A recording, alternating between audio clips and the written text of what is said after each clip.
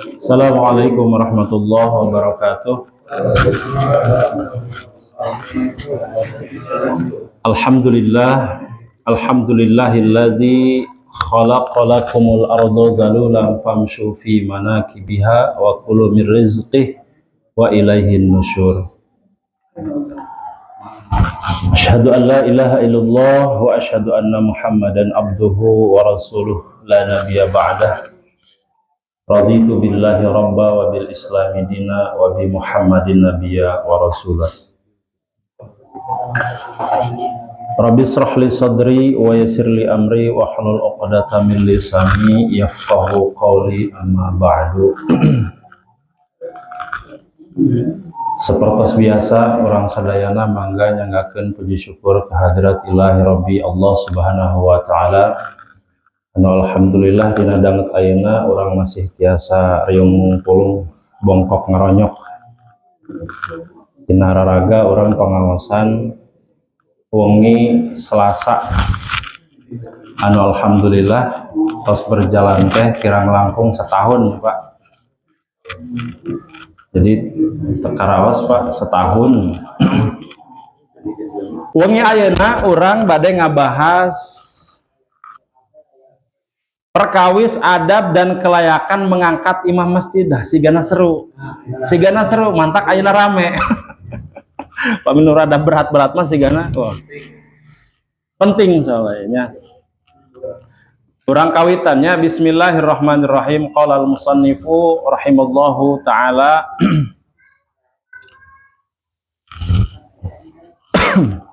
kita mulai kajian dengan satu hadis Nabi sallallahu alaihi wasallam, yaitu yusalluna lakum. Ini hadis riwayat Muslim. Yusalluna lakum fa in asabu falakum wa in akhta'u falakum wa alaihim. Jadi kata Nabi sallallahu alaihi wasallam, barang siapa yang menjadi imam, apabila sholatnya diterima, maka pahalanya untuk imam dan makmum. Gitu ya. Jadi kalau diterima, pahalanya imam dan makmum. Tetapi apabila tidak diterima, maka makmum tetap mendapatkan pahala dan dosanya untuk imam. Tuh. Itu itu mantak abot nu namina imam teh. Gentos ya Pak, namina makmum main nama. Sakali deui ku abinya ya. Sakali deui diulang karena penting. Yusalluna lakum fa in asabu falakum. Itu ya, wa in akhta'u falakum alaihim. Ketika si imam dan makmum diterima pahalanya, si imam diterima pahalanya, maka si makmum diterima. Tetapi ketika si imam rusak sholatnya, maka makmum tetap mendapatkan pahala, tetapi dosa si imam tetap menjadi dosanya, tidak ke makmum. Bahkan si imam teh bisa menanggung. Jadi dalam konteks tertentu nanti bisa menanggung dosanya si makmum. Mantak memang abot Pak janten imam teh. Pami orang apal mah.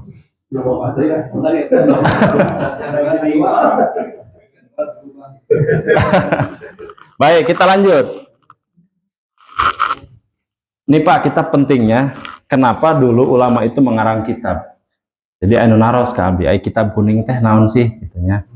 Kitab kuning itu adalah kitab warnanya kuning. Nah, itu jawabannya gitu. Memang benar begitu Pak. Memang warna teh kuning, mantap tersebut kitab kuning. Tapi apa esensi, apa nilai dari kitab kuning itu adalah sebuah interpretasi uluhur, sebuah pemahaman dari si penulis atau si pengarang untuk menerjemahkan hadis dan Quran sesuai pemahamannya. Begitu Pak. Sehingga ditulislah di dalam, kalau kita mah sekarang siga resume atau napi misalkan pami no apal karena jurnal tah. Ayeuna kan zaman ayeunanya Scopus Scholar, wah pami no sakola mah apal dah. Jadi membahas satu bahasan itu berdasarkan referensi yang utuh. Jadi tidak mungkin seorang ulama mengatakan sesuatu tanpa referensi yang jelas. Gitu. Nah, kitab kuning itu disusun untuk menerjemahkan, menafsirkan apa yang ada di hadis dan Quran. Apa contohnya, Pak? Kuabi dicontohkan, Pak. Rasulullah Shallallahu Alaihi Wasallam pernah bersabda begini, wa haddatsana Abu Bakr bin Abi Syaibah wa Abu Sa'idil Asyajju kilahuma. Ini hadis riwayat Muslim. An Abi Khalid qala Abu Bakr haddatsana Abu Khalidil Ahmar anil A'mash an Ismail ibni Raja an Ausi ibni Dom'aj an Abi Mas'udil Ansor. Ini sanad, Pak.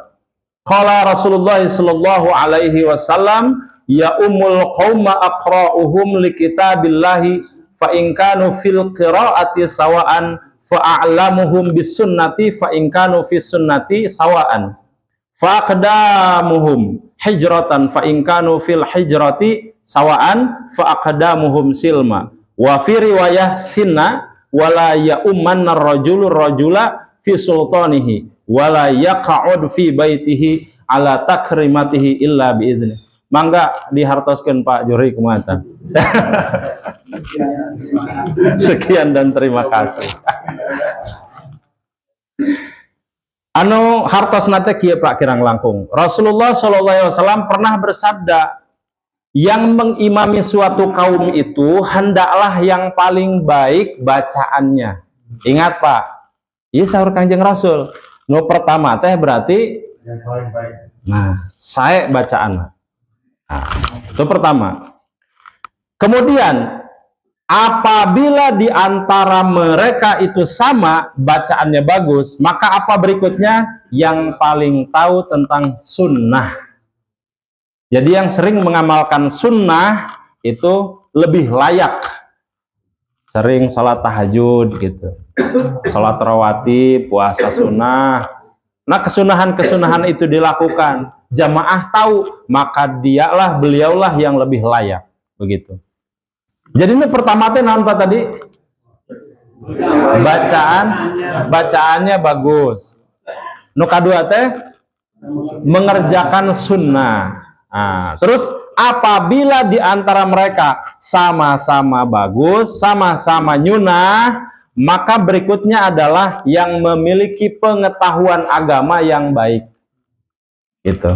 Dalam hal ini konteksnya adalah sholat berarti. Tilu. Kemudian apabila di antara mereka yang lebih dulu hijrah. Sekarang mah sudah tidak ya. Jadi kalau dulu itu diperhitungkan siapa yang lebih dulu hijrah. Kenapa Pak? Kunaon tah kira-kira Pak? Paling loba ya, paling duluan mengenal. Betul, karena pertama adalah paling lama dekat dengan Nabi. Bagi orang yang paling lama dekat dengan Nabi berarti secara keilmuannya banyak. Gitu, langsung diajarkan oleh Nabi sehingga tahu halal haramnya lebih banyak. Maka ini yang dipilih, begitu. 4. Kemudian apalagi? Di antara mereka siapa yang lebih dahulu memasuki Islam atau masuk Islam? Kalau kita makan semua sudah dari lahir, ya. Kalau zaman dulu itu ada fase di mana mereka masuk Islam. Maka nanti dihitung. Siapa yang lebih dulu masuk Islam, maka dialah yang paling layak menjadi imam. Gitu. Kemudian apalagi? Apabila usianya lebih sepuh. Tuh, usia masuk Pak kategori itu. Bahkan kata Nabi apa Pak? Janganlah seseorang maju menjadi imam di tempat kekuasaannya. Nah ini pernah dibahas ya. Jadi jangan sampai maksudnya kita menjadi imam di tempat orang lain. Misalkan ya, Pak Tori bertamu ke tuan rumah, misalkan gitu kan, ke saha, ke mana lah. Nah itu tidak boleh menjadi imam di rumah tersebut. Sekalipun kita tahu kita misalnya, kita menganggap kita lebih fasih. Tidak boleh Pak, adabnya tidak boleh. Siapa yang mengatakan ini? Nabi. Gitu. Dan ini juga di adab bertamu ada. Di adab bertamu itu nyambung. Kalau kita bertamu, Tidak boleh duduk sebelum dipersilahkan. Tidak boleh menduduki kursi yang biasa diduduki oleh tuan rumah. Artinya ini yang disebut dengan tempat kekuasaan, maksudnya begitu Pak. Tempat yang biasa, tuan rumah di situ. Nah, sama juga kasusnya dengan imam. Kalau ada imam di situ yang memang sudah biasa di situ, kita tiba-tiba datang, nggak boleh langsung jadi imam, ribut Pak. Pasti ya terribut.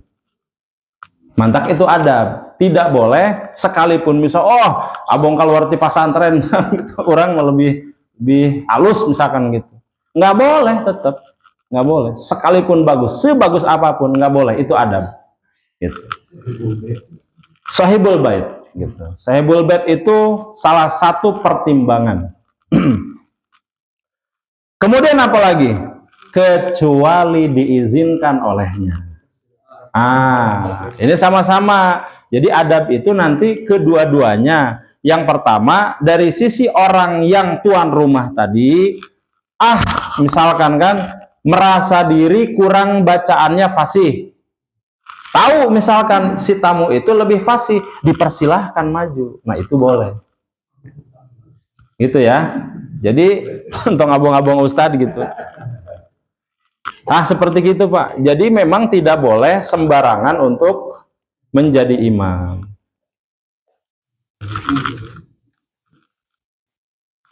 Baik, kita masuk. Tadi ada poin-poinnya dapat Pak ya. Nah hadis ini kalau cuman hadisnya difahami seperti ini, namanya konteks tekstual, maka hanya ada beberapa saja. Benar ya? Tadi. Sekarang pertanyaan saya, bagaimana kalau ada imam yang tidak fasih? Ayo, bagaimana itu hukumnya? Kan tadi apa yang pertama? Fasih, baca Quran kan? Ya. Kalau tidak bagaimana coba? Nggak boleh. Terus hukum ke sholatnya jadi bagaimana?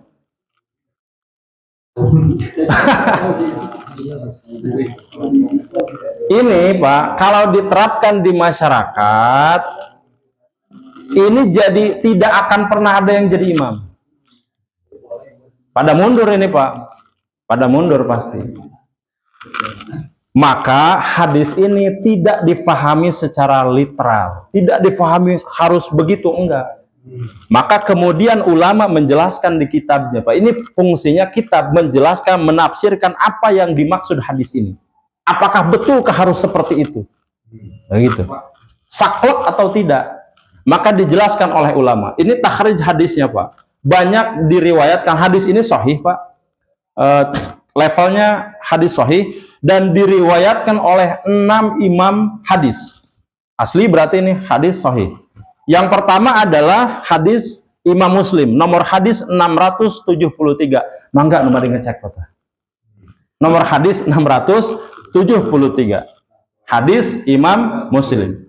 Kitabnya namanya Sahihul Muslim. Silahkan. Yang kedua, di dalam kitab Sunan Abu Daud, ya, Abi Daud, dan nama kitabnya Sunan Abu Daud diriwayatkan oleh Abi Daud. Jadi mengambil nama orang. Nomor hadisnya berapa? 582. Mangga pada ngecek. Sami ya teh. Imam At-Tirmizi sami, Sunan At-Tirmizi, sunah-sunah yang ditulis oleh At-Tirmizi. Nomor hadis 235. Imam An-Nasai, namina kitabnya Sunan An-Nasai. Nomor hadis 780. Imam Ibnu Majah, Sunan Ibnu Majah. Nomor hadis 980. Terakhir Imam Ahmad bin Hambal. Dalam kitab namanya Musnad Hambal, nomor hadis 17.063. Nomor hadisnya 17.063. Itu nomor-nomor hadisnya. Artinya apa Pak? Hadis yang tadi dibacakan itu sahih. Sahih. Tapi apakah betul-betul harus seperti itu? Kemudian disyarah oleh para ulama. Saya mengutip hanya beberapa karena banyak Pak. Banyak. Mau cekap ke orang. Yang pertama,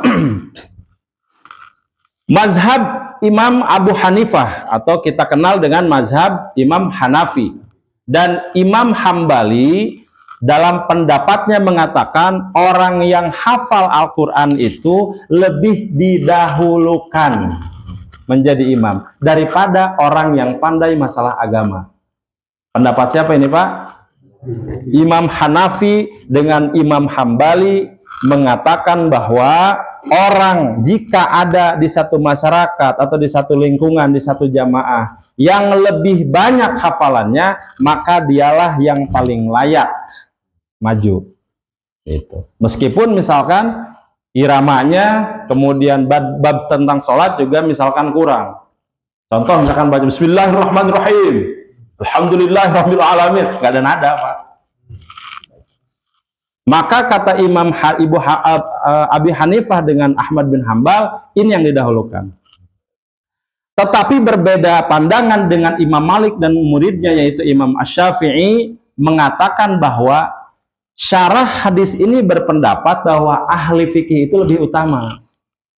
Ahli fikih itu Pak orang yang memahami batal sholat ada berapa, apa saja, rukun sholat apa saja, ada berapa, kemudian syarat sah sholat, nah seperti itu. Belum lagi nanti ada syarat sah wudhu, ada kesunahan wudhu, ada kesunahan sholat.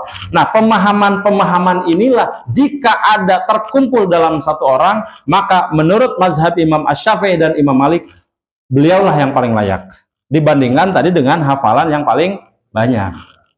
Kenapa demikian? Syarah hadisnya mengatakan bahwa kalau baca Al-Quran itu hanya satu disiplin ilmu saja, tentang ilmu Al-Quran saja. Tetapi kalau hadis itu bahasannya banyak. Maka di sini bisa diambil rujukan kata Imam Asy-Syafi'i dengan Imam Malik gurunya, maka kami berpendapat orang yang lebih memahami ilmu agama itu yang lebih didahulukan. Ustadz misalkan cuman hafal qul ya qulhu umpama, tapi fikih ahli gitu, bisa menjawab masalah-masalah terkait fikih, maka dialah yang didahulukan. Nah gitu, itu menurut pendapat Imam Asy-Syafi'i dengan Imam Malik gurunya. Nah kemudian pertanyaan berikutnya, abdi gaduh putra yuswana teh 7 tahun, bolehkah menjadi imam?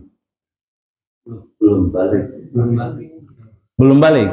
Tapi bacaannya banyak, hafalannya banyak. Kan sekarang mah zaman, Pak. Sebetulnya zaman itu siklus, akan dikembalikan ke zaman-zaman sebelumnya. Sekarang itu zamannya dikembalikan ke masa dulu, umur 7 tahun sudah hafal Al-Qur'an ya. Dan yang paling lebih heboh juga punten-punten dulu mah sodomi itu misalkan atau kaum Sodom itu sudah lewat beberapa abad, tapi kemudian dikembalikan lagi ke masa sekarang dalam bentuk yang berbeda. Jadi memang perulangan saja sejarahnya.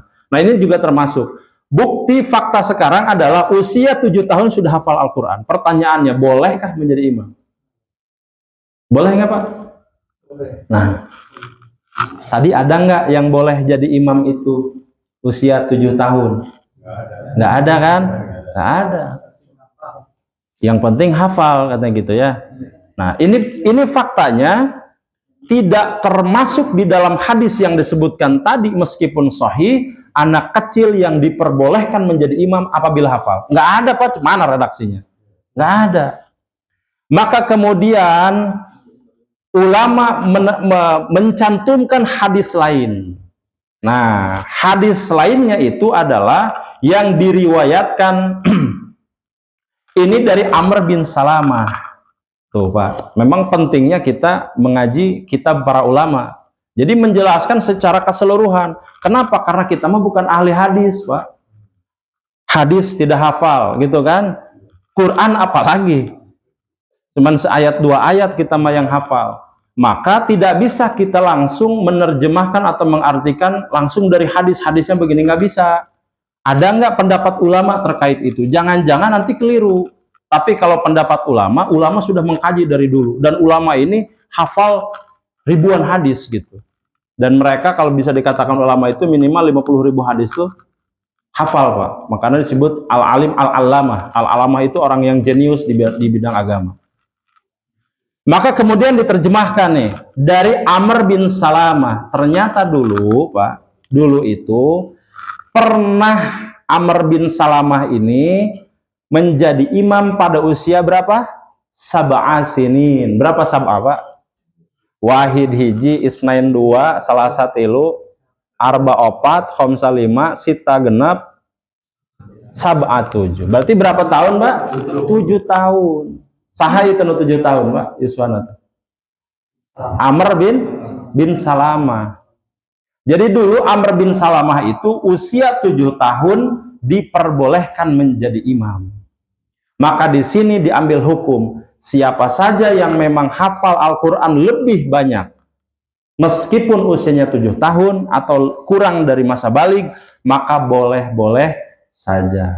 Meskipun tidak ada redaksi di hadis tadi, hadis lain yang mengatakan sama-sama tingkat sahih, maka boleh juga menjadi rujukan. Dan ternyata bukan itu saja. Kita masuk ke bahasan inti, Pak.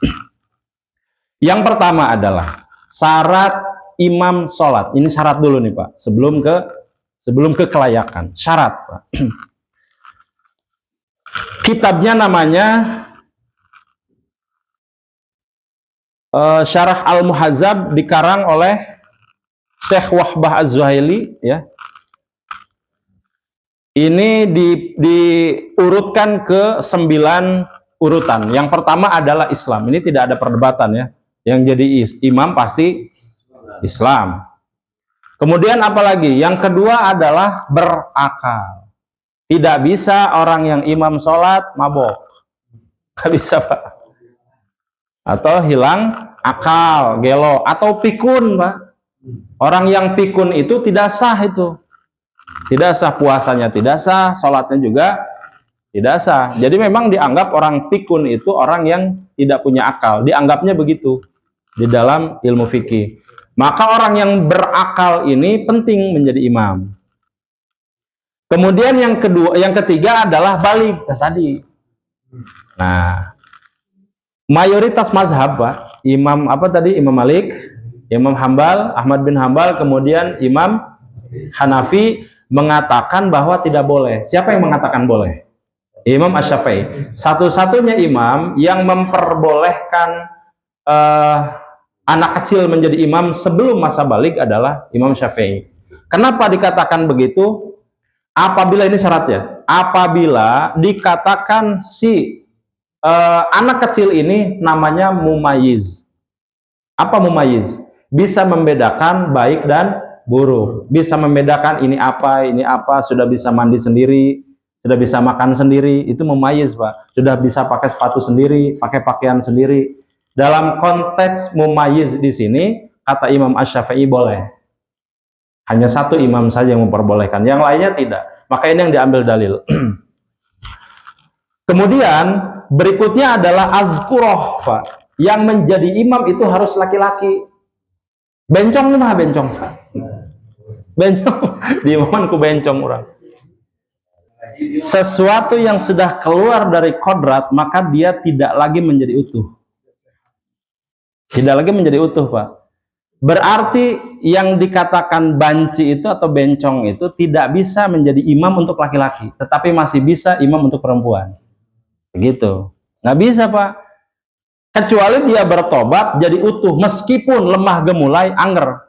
Kalau sudah menyatakan diri tobat dan memang sudah berubah sepenuhnya menjadi laki-laki, meskipun terlihat gemulai, itu nggak ada masalah. Ini yang masih ke bawah-bawah. Gitu. Itu nggak boleh, Pak, ya. Nih, saya ulangi nih. Waria, banci itu tidak bisa mengimami laki-laki seperti kita.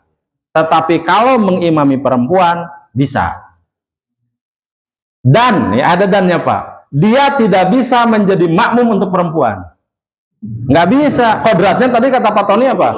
Laki-laki. Bahaya, Pak Baliut. Soalnya jadi bingung, Pak. Kalau misalkan ke rest area gitu kan, masuk ayat toilet wanita, toilet pria, lebet kemana coba? Ke tengah-tengah gitu. Ya ke tengah-tengah mah kalau yang berit, Pak. Kan terjelas ya, ta. Maka di dalam agama ada, Pak, ada definisi untuk pertengahan, ada namanya khunsa. Ada di agama, di fikih ada, Pak. Apa itu khunsa, Pak? Kalau laki-laki perempuan jelas, Pak. Laki-laki ya begitu. Perempuannya begitu. Khunsa itu adalah yang ada 2 alat kelamin. Pemain voli, Pak. Kasus itu banyak, Pak. Sanes di zaman ayeuna wae, Pak, sanes. Mohon leres. Janten eta anu atlet voli kan. Itu. Jadi kasus itu, Pak, sanes terjadi ayeuna wae sanes. Gitu ya. Nah, nanti khunsa ini harus ditentukan dominannya kemana. Makanya ini kalau sekarang alhamdulillah ilmu pengetahuan berkembang, kemudian bisa dicek genetiknya paling banyak kemana. Nah, kalau sekarang kan belajar kromosom segala macamnya, DNA segala macam, ini nanti banyaknya kemana. Memang di ilmu fikih begitu, Pak. Pinterna ulama-ulama orang, Pak. Tak acan kenal tentang istilah DNA kromosom, tak acan apa. Tetapi kata ulama, Imam Asy-Syafi'i mengatakan, kalau seandainya kecenderungannya ke laki-laki, maka dia laki-laki. Tapi kalau kecenderungannya perempuan, silahkan mendefinisikan diri sendiri. Tetapi khunsa itu tidak bisa sampai kapanpun menjadi imam untuk laki-laki. Nggak bisa. Nggak bisa, Pak. Gitu ya. Dia hanya bisa khunsa itu menjadi imam untuk perempuan. Gitu. Lanjut, itu untuk azkurah. Kemudian yang berikutnya adalah suci dari hadas dan khobas. Apa hadas, Pak? Apa khobas? Ini pernah dibahas. Ayo emut tuh coba. Hadas itu najis. Najis yang bentuknya gimana? Ayo. Saya tanya gini, Pak. Kita mau sholat, wajib berwudu nggak? Baik. Itu dalam definisi fikih namanya apa? Toharoh. Ya. Apakah toharoh hanya dengan berwudu? Nah, apa toharoh lain selain berwudu? Tayamum, itu juga wudu. Wudu tapi dengan versi yang lain. Selain itu disebut suci. Hah? Cebok ya. Terus apa lagi selain itu? Mandi apa, Pak? Mandi besar. Nih, masuk bahasa. Mandi besar kenapa harus mandi? Setelah melakukan hubungan suami istri kan? Harus mandi. Apanya yang menjadi najis apanya? Ini kita bahasan fikih ya, bahasan ilmu. Air mani itu suci. Hubungan suami istri halal. Kenapa menjadi hadas? Menjadi seperti najis? Kenapa harus mandi? Ayo. Kunaon coba, Pak? Pernah kadinya tuh mikir teh, Pak, coba. Istri halal. Air mani suci. Misal air mani keluar ke sarung, Pak, misalkan. Terus orang kulem tepanya. Terus misalkan mimpi basuh gitu. Terus kena samping, boleh tuh dianggo netepan? Boleh, dah suci. Tuh, air mandinya suci, hubungan suami istrinya halal, kenapa harus mandi?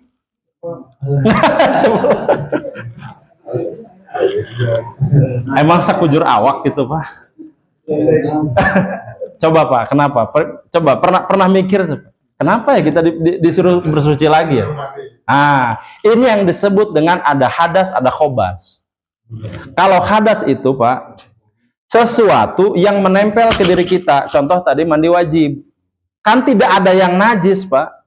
Tetapi karena syariat mensyaratkan kita untuk mandi, maka kita mandi. Tetapi kalau khobas itu sesuatu najis yang nempel ke diri kita. Air kencing. Itu. Atau tai-taian apalah. Tai ayam, tai kotok. Terus iya cak-cak. Tai-taian lah. Kotoran-kotoran itu. Khobas namanya, Pak. Jadi ini jangan sampai keliru ya. Hadas itu yang menempel ke diri. Tetapi khobas itu sesuatu yang nempel. Yang udah ada di diri kita sama yang nempel. Kalau bahasa ilmiahnya ada internal, eksternal gitu. Ada fisik ya. Khobas fisik gitu. Nah, misal kena anjing, air liur anjing. Nah, itu namanya khobas atau hadas? Khobas itu. Sampai sini paham ya, Pak ya? Nah, yang kelima itu syaratnya berarti suci dari hadas dan khobas. Terus ada apa lagi? Yang nomor 6 bagus bacaan dan rukun, Pak. Syarat dari imam itu adalah tahu rukun. Kalau Allahu Akbar rukun atau sunnah atau apa? Allahu Akbar, takbir. Upami aya nu terang bahwa Allahu Akbar teh rukun, maka tidak bisa menjadi imam, batal itu, Pak.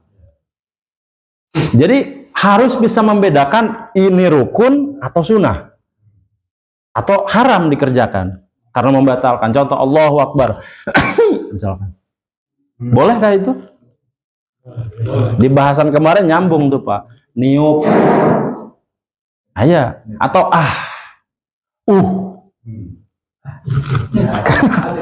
ya ayo nu kieu, Pak. Allahu Akbar kan gini, nota sepuh ya. Aduh. Dari cangkeng. Aduh. Asam urat kambuh. Bolehkah? Batal Pak itu.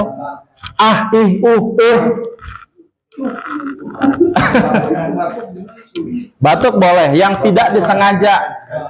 Misalkan kan batuk ya normal aja gimana? Udah aja gitu. Itu tidak membatalkan. Tapi kalau sengaja, paling aja di tengah batuk, Pak Ji. Jadi kalau batuknya itu batuk normal biasa, maka boleh-boleh saja. Tetapi kalau itu disengaja, misalkan apa gitu, maka itu batal. Ya, jadi bagus bacaan dan rukun. Tahu mana rukun, tahu mana yang membatalkan sholat, tahu kesunahan sholat. Nah itu. Doa kunut, rukun atau sunnah. Nah itu. Berarti kalau tidak doa kunut, sah nggak? Tetap sah. Begitu, Pak. Jadi tidak ada masalah. Kemudian lafaz, usolli fardhu zuhri, usolli fardhu maghribi. Apakah harus dilafazkan? Nah, sunnah atau apa? Sunnah juga tidak, Pak. Perlu dipahami, Pak. Kalau sunnah itu kan berarti sesuatu yang dikerjakan Nabi atau diajarkan Nabi meskipun tidak dilakukan, gitu kan? Kemudian apa lagi? Ada 3. Dikatakan, dilakukan, atau dibiarkan. Takrir itu. Kalau 3-tiganya ini ada, maka kemudian ini menjadi kesunahan. Kenapa ada lafaz sebelum sholat? Nah, ulama yang mendefinisikan, bukan Nabi, Pak. Bukan Nabi. Cuman ulama melihat pada masa itu banyak orang yang was-was. Sampai sekarang juga banyak. Maka kenapa Al-Quran turun surat terakhir tuh, Qul a'udzu birabbin nas, malikin nas, ilahin min syarril waswasil khannas. Tuh ada waswas. Di setiap zaman, di setiap orang, rasa waswas itu ada. Maka kemudian ulama menafsirkan, kalau begitu, kalau orang awam ini banyak yang was-was, maka sudah dilafazkan saja. Toh itu tidak termasuk ke rukun. Dilafazkan. Boleh. Tidak pun kalau sudah yakin, ya silahkan. Begitu. Jadi kalau masih ada orang yang memperdebatkan ini, berarti ngajinya kurang jauh. Karena ini mah sudah selesai dari zaman dulu, tinggal buka saja kitabnya, oh kita menemukan alasannya kenapa. Begitu. Berikutnya, imam tidak sedang menjadi makmum imam lainnya. Abdi nggak makmum ka Pajuhri. Tiba-tiba ada orang datang masbuk lagi. Ngimam ke saya posisi sedang bermakmum ke Pajuhri, bolehkah? Nggak bisa, nggak boleh. Kecuali sudah selesai sholatnya baru. Jadi tidak boleh ada 2 imam dalam satu sholat. Nah ini Pak fenomena. Datanglah kita ke rest area atau kemana. Orang badai sholat. Ayah anu nuju sholat. Apakah harus kita bikin baru atau ikut ke sana? Ayo. Harus lihat dulu. Coba, ayo ini. Apakah bisa kita nanya, Pak punten ya salat naon? Gitu. Itu salat sunnah. Ini apa kayak jamaah atau ini kan bisa nanti.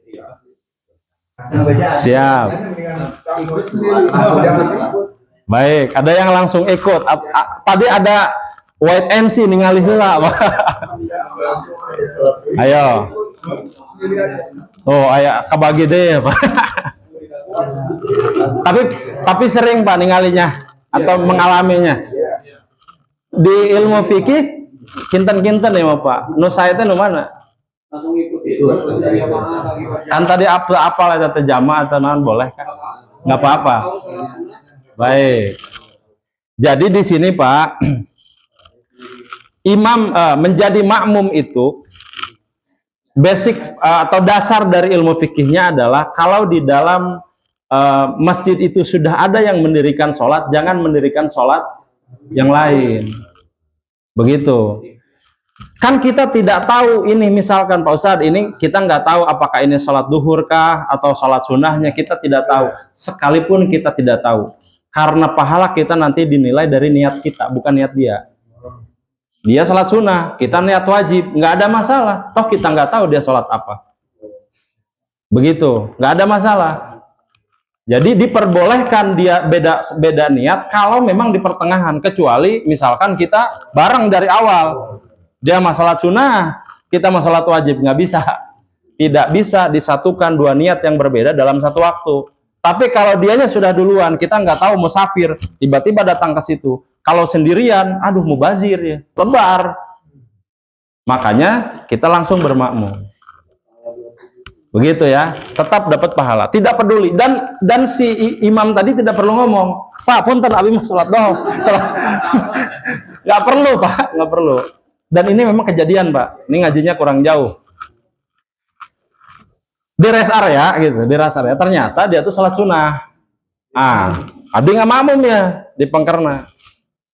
Pas begitu beres sholatnya nyarios, Pak, abi mah sholat sunnah. Dia tekedah nyarios Pak, tekedah nyarios, anggar gitu.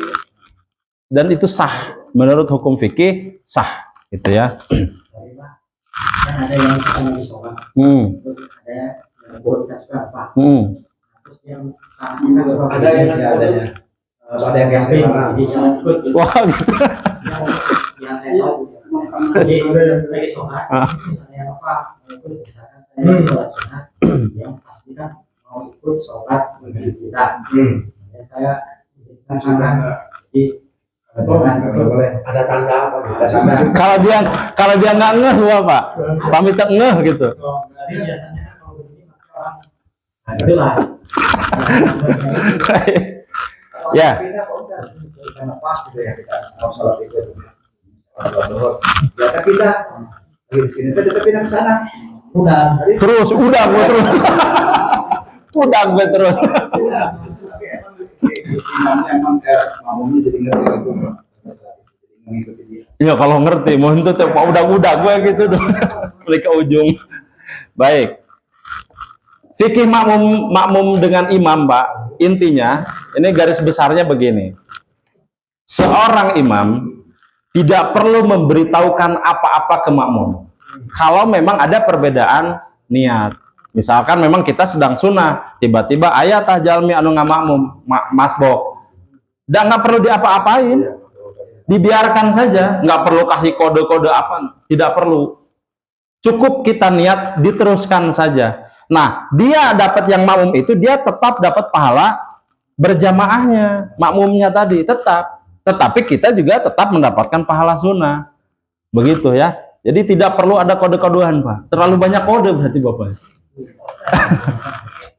Terus pernah jadi zuhur kan pukul dulu beratnya, tiba-tiba ada orang mabung, saya lihat rasa malas sunat, udah beres sama jamaah, saya dibalik tapi jadi mabung. Naik gimana? Kobelit nyobanya. Ya. Kitab di bahasan itu ada di kitab Riyadul Badiah. Saya masih ingat waktu dulu di pondok itu juga pernah ditanyakan. Jadi kalau tadinya menjadi imam kemudian dia mundur menjadi makmum, secara hukum fikih sah-sah saja, Mas. Sah. Kenapa? Karena kita yang tahu bahwa kita ini sedang salat sunnah, sedangkan dia niatnya salat wajib. Jelas ya? Berarti kalau kita bermakmum ke dia, berarti kita sah. Karena kita tahu sholat kita adalah sunnah, sedangkan dia niatnya wajib, begitu. Ya, jadi hukumnya malah bagus, langsung. Tapi ada kasus begini, Bah. Saya bermakmum dengan satu imam itu. Si imam ini beres. Ternyata dia mau azan. Ini kasusnya nyata nih. Ternyata dia mau azan. Azan dulu. Saya kan posisi wajib nih. Dikira sudah azan. Ternyata belum. Dia berdiri terus azan. Salat sunnah tahiyat masjid. Abdi nak kayak teuing gitu. Aya jalmi teh ya kasolehan teuing sih kan namanya. Hukumnya atau gimana tuh? Ya selesai. Harus ngulang lagi. Harus selesai. Begitu Allahu Akbar, umpama tak aya di salat maghrib bulan saum tah Pak, sasi saum tah. Kan ikon minum dulu kan. Kalau ada yang salat dulu baru misalkan azan ada di kampung di sana saya ada Pak. Jadi santai dulu nih si muazin. Udah apal gitu di TV-TV misalkan di ini sudah ada informasi azan. Ya udah muazinnya santai Pak. Sholat dulu, begitu ada datang masuk, sholat, baru azan. Selesai Pak itu sholatnya, jangan diteruskan. Batal. Betul, tetapi kan gini, pada saat masuk waktu itu, pada saat waktu maghrib itu versinya siapa? Versinya siapa ini? Yang sholat itu jangan-jangan sholat tahiyatul masjid gitu. Dia tuh belum buka belum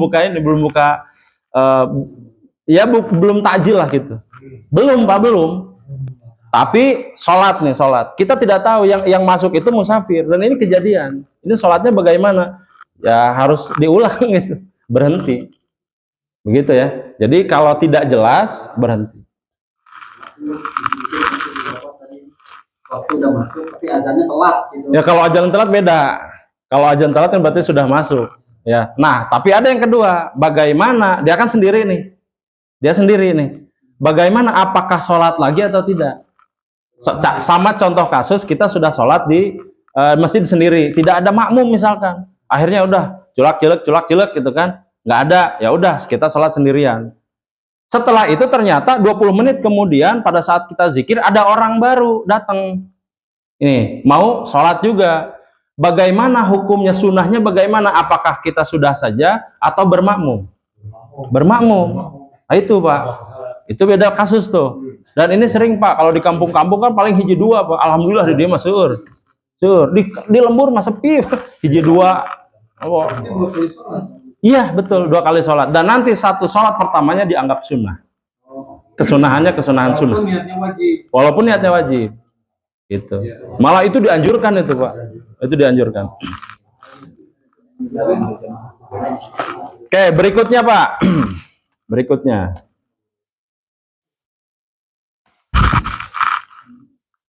Bukan orang yang sakit berkepanjangan. Contoh naon Pak, mimisan. Nu jantan imam teh pokoknya kedah sempurna gitu Pak lah. Mimisan teh kan keluar darah. Darah itu najis nggak? Najis, nggak boleh. Nggak boleh gitu ya. Yang terakhir adalah lidah dapat melafazkan huruf Arab. Paminu palelol, punten-punten anu struk. Sempurna nggak? Jangan Pak. Sebaiknya jangan. Nih kalau yang udah tahu, jangan. Kasih tahu tuh kalau yang ini. Atau swingnya. Janten nu imam teh kada sempurna pengucapana. Bahkan kin aya di kitab nusan iya kurang bade dibahas berikutnya. Jadi nu salapan tanya terakhir lidahna tekelu gitu. Terus orang nyandak kitab fikih ala mazhabib al-arba'ah, mazahib al-arba'ah karya Syekh Abdurrahman al-Juzairi. Ini penting orang bahasnya. Aya kirang langkung paya 14. Nu pertama layak menjadi imam itu adalah al-waliyu. Apa al-waliyu? Pemimpin, Mbak. Presiden, gubernur, bupati, camat, RT, RW. Nah. DKM. Belum betul. Betul. Matak abi mengemutan ya anu jantan RT, jantan RW, kedah nama tiasa ngimaman eta. Wajib. Mau ente wajib kan. Bon wajib. Dasar mah alim cenah jadi RW teh. Di warang jantan imam teh waru ripuh. Moal aya sigana. Yang pertama adalah al-waliyu, pemimpin. Orang yang paling layak menjadi pemimpin untuk imam sholat adalah pemimpin. Siapa di antara kita yang jadi pemimpin? Di pemerintahan lah gampilnya, RT, RW. Imam Al-Mawardi di kitab namina Al-Ahkam Al-As-Sultaniyah itu menyebutkan kunaon gitu ya. Alasan kenapa sih pemimpin itu harus menjadi imam sholat. Yang pertama urutannya. Karena pemimpin itu punya dua fungsi utama. Yang pertama adalah ro'idin wa daulah.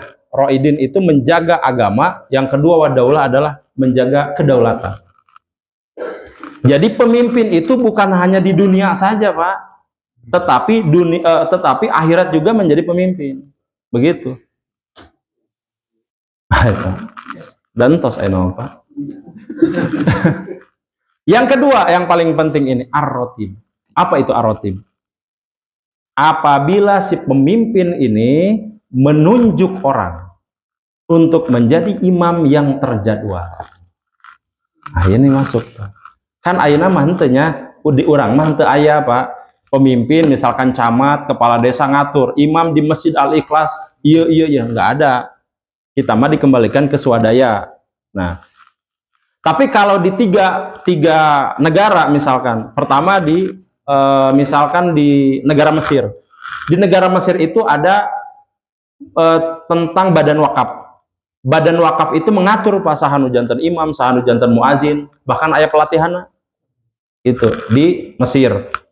Di bawah naungan wakaf, badan wakaf. Di Maroko oke sami, Pak. Di Maroko itu setiap tahun 150 orang direkrut janten muazin sareng imam. Aya gitu lembaga anu mengurus itu. Di kita mah kan nggak ada. Maka dikembalikan jadi swadaya. Nah, begini. Ar-rotib orang yang terjadwal ini menjadi orang yang paling patut dijadikan imam apabila dia ditunjuk. Umpama Pak Juhri subuh Jumat. Nah, subuh Jumat. Meskipun aya jalmi anu memang secara tadi ilmu fikih bagus, fasih, tiba-tiba selonong boy gitu. Tanpa izin dari Pak Juhri, nggak boleh itu, Pak. Nggak boleh itu. Jadi apabila sudah ditetapkan jadwalnya, maka tidak boleh ada orang lain yang masuk. Tidak boleh. Kecuali atas izin. Kalau sudah dijadwal, kecuali belum. Sahawe kan biasanya sok culak-culak. Ya udah gitu. Apabila sudah ada nggak boleh, Pak. Adabnya tidak boleh masuk kalau sudah ada jadwal. Gitu. Jadi di sini pernah diriwayatkan oleh Ubay bin Ka'ab. Umar Khattab pernah ngangkat Ubay bin Ka'ab itu sebagai imam jadwal di sholat tarawih. Dan boleh berarti. Jadi tidak serta-merta tadi apa? Yang hafal Al-Quran, yang bagus bacaan, enggak. Orang yang ditunjuk juga boleh. Layak menjadi imam. Begitu, Pak. Apalagi al-afqoh. Al-afqoh itu orang yang fikihnya bagus, tahu halal haram di sholat. Itu juga kalau ada maka diambil juga sebagai pertimbangan. Apalagi al-aqro. Al-aqro tadi fasih. Kemudian apalagi al-auro. Al-auro itu menjauhi hal-hal yang haram. Kemudian apalagi lebih dulu berhijrah. Tadi dihitung tuh di hadis tadi ada orang yang lebih dulu dihijrah juga dihitung, diutamakan. Kemudian apalagi al-asbaq islaman. Al-asbaq islaman itu siapa yang lebih dulu masuk Islam. Kita mah udah dari lahir ya. Kemudian afdol nasaban. Afdol nasaban. Nasab itu berarti garis keturunan. Keturunan kiai, keturunan orang baik-baik, keturunan ustadz, keturunan habaib. Nah, itu didahulukan kalau ada. Kalau tingkatan-tingkatan tadi sama. Gitu. Kemudian apalagi? Ahsan siroh. Akhlak baik. Jadi misalkan nih orang ningali, oh saya tama misalkan siang nate mabok, tapi malamnya soleh, entah nggak jantan imam gitu. Akhlak baik, ahsan siroh namanya, akhlak baik. Apalagi andop sauban. Andop sauban itu adalah yang bersih pakaiannya, begitu ya. Kemudian apalagi naziful badan, badan nate bersih, ente bau gitu. Terus apalagi toyibatun son'ah. Son'ah itu berarti memiliki kepakaran di bidangnya. misalkan pakar Pak Dedi, misalkan pakar motret, ya udah, berarti punya modal Pak, punya modal kepakaran, gitu. Ayah sahadei misalkan Pak Tori modal ngingu ateh nate manuk misalkan, ayah kepakaran pas ditaruh kan, itu kepakaran apa ngingu manuk kan gitu, ayah kepakaran modal Pak, tenang Pak. Terus nanti ahsanu sautan Pak. Ahsanu sautan teh naon Pak? Suara merdu. Nah, suara merdu bayangkeun nu ka-13 menurut Syekh Abdurrahman Al-Juzairi. Ka-13 Pak. Hampir terakhir karena 14 anu terakhir Pak, 14. Naon teh? Atos nikah acan gitu. Nikah dengan yang sudah menikah dengan yang belum menikah, didahulukan yang sudah menikah. Eta ge pami sae Pak bacaan, pami terus saya mah tuh anggar maning encan. Itu jadi menikah itu juga menjadi pertimbangan ya. Dan ada yang mengatakan ahsanu sorotan, kaset. Untung abi kaset Pak, untung. Janten aya kitu nu hiji modal.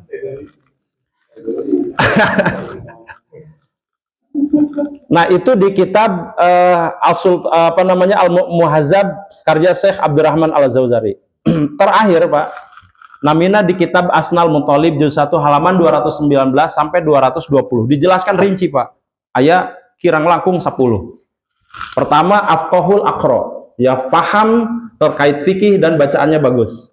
Kemudian kalau ini tidak ada atau sama-sama kefasihannya maka turun yang kedua, yaitu apakah ada summal afqah. Ya udah ambil yang paham fikih saja. Kalau juga tidak ada, sami-sami ya temasantren lah, apa logesa kitueun lah gitu. Maka summal aqra. Apakah dia lebih fasih nggak? Ambil itu.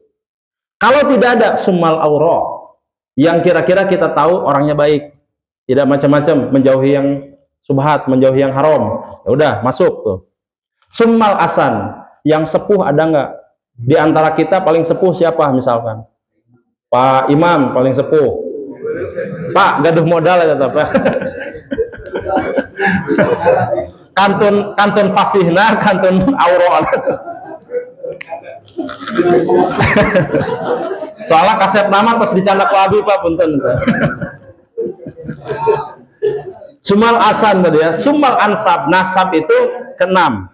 Nasab, keturunan kiai, keturunan ustad, keturunan habaib, keturunan orang baik-baik. Tah eta ansab, nuka genep. Nuka 7 sumal a'rab. Apabila di antara kalian ada yang memiliki DNA orang Arab atau memang asli orang Arab. Kenapa demikian? Karena orang Arab itu memang fasih bahasa Arab dan memang bahasa dan memang bahasa. Nah, kalau ini ada, maka yang ketujuh ini boleh. Ya, yang ketujuh ini boleh. Apalagi summal andhof sauban wa badanan wa sonatan. Jadi bersih pakaian, bersih badan, bersih baju, pokoknya mah kaseta. Bersih, sengit. Nah, maka ini kemudian dijadikan alasan kenapa ada orang yang mau makmum, apakah misalkan nih, ada orang yang pakai lepis, pakai kaos, satu lagi tidak pakai peci misalkan. Mana yang lebih baik? Nah, yang bersih pakaiannya, yang pakai peci, kemudian yang pakai sarung, meskipun peci dianggap urf, kebiasaan. Tetapi karena ini bicara adab, maka didahulukan. Dan peci itu tidak termasuk ke dalam rukun sholat. Kenapa? Karena salah satu cirinya adalah di haji. Rasulullah SAW pernah sholat tanpa imamah. Apa buktinya? Di haji kan semua tidak pakai tutup kepala kan? Tidak boleh. Kalau ada yang pakai ya berarti batal kan? Nah, itu berarti menjadi tanda peci ini bukan sebuah kewajiban. Nah, itu pahami. Tetapi kalau dipakai, nah ini lebih afdol. Maka tingkat keafdolan saja.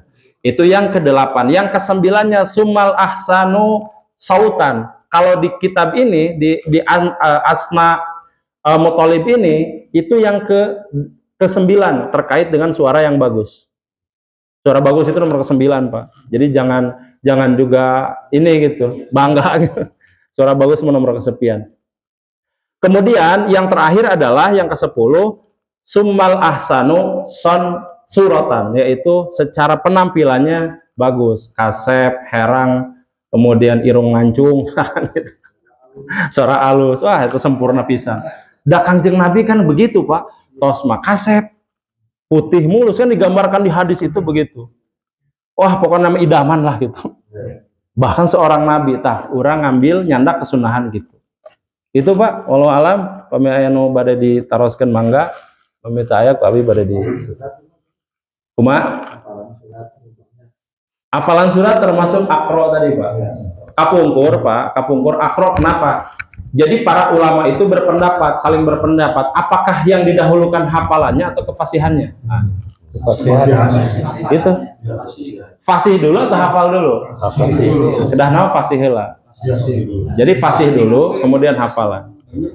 Bagaimana kalau seandainya tidak hafal, tetapi fasih misalkan gitu? Ya berarti yang lebih bagus adalah yang fasih tadi. Jadi fasih itu didahulukan.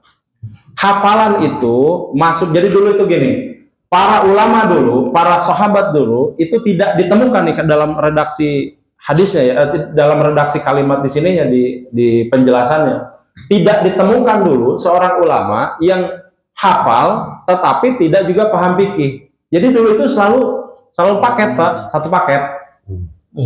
Kalau dia paham, pasti bacaannya bagus, hafalannya banyak.